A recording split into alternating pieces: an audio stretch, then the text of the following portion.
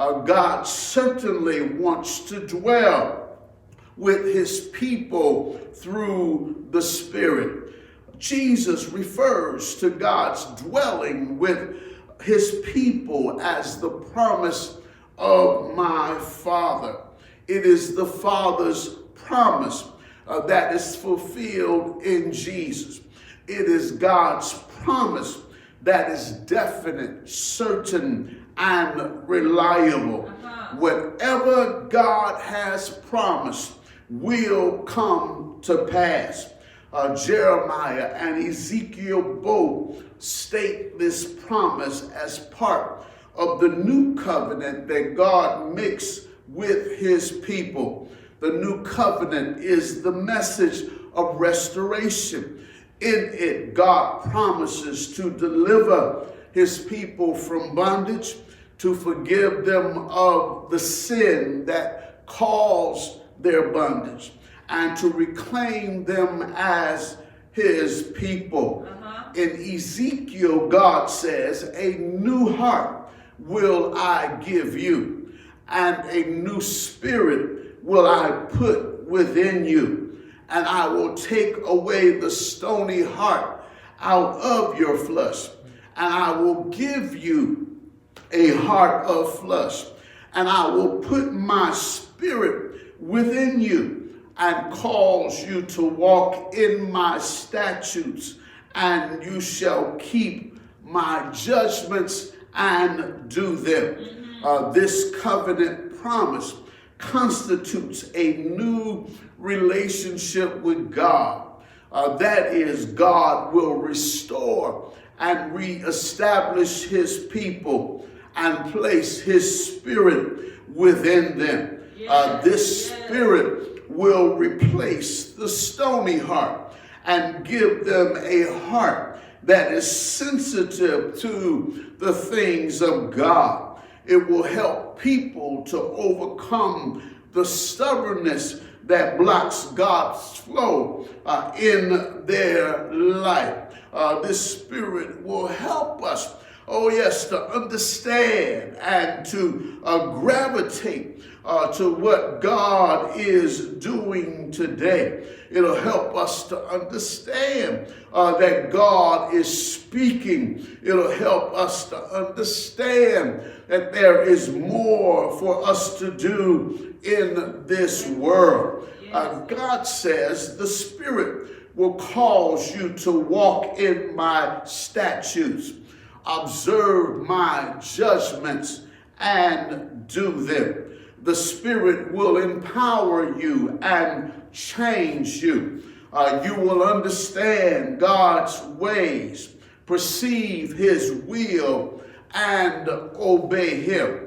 The Spirit will help you to live for God, be inspired by God, and to exercise God's judgments.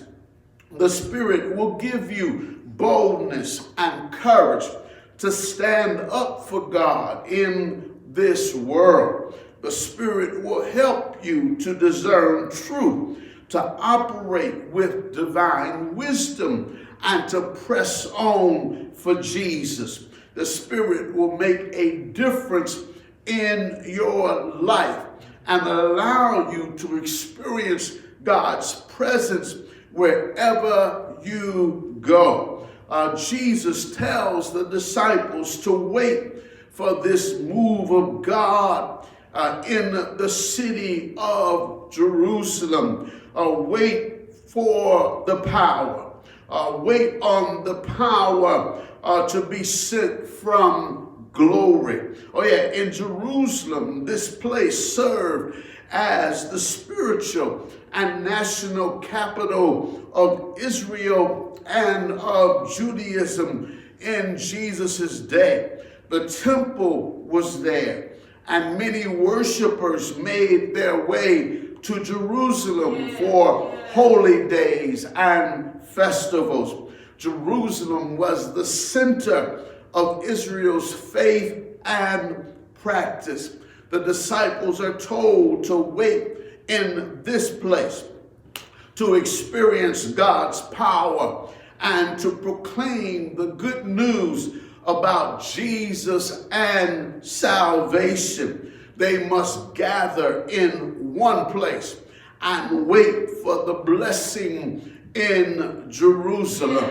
The disciples must faithfully follow Jesus' instructions to receive the Father's promise. It is interesting that Jesus says, wait until you be endued or clothed with power from on high. What a glorious picture of this happening. The disciples are being told that you will be clothed with the promised power in Jerusalem. That is, the power of the Spirit will be put on you just like clothing. The promised Holy Spirit, the Spirit of the new covenant, is the power that the believer will receive.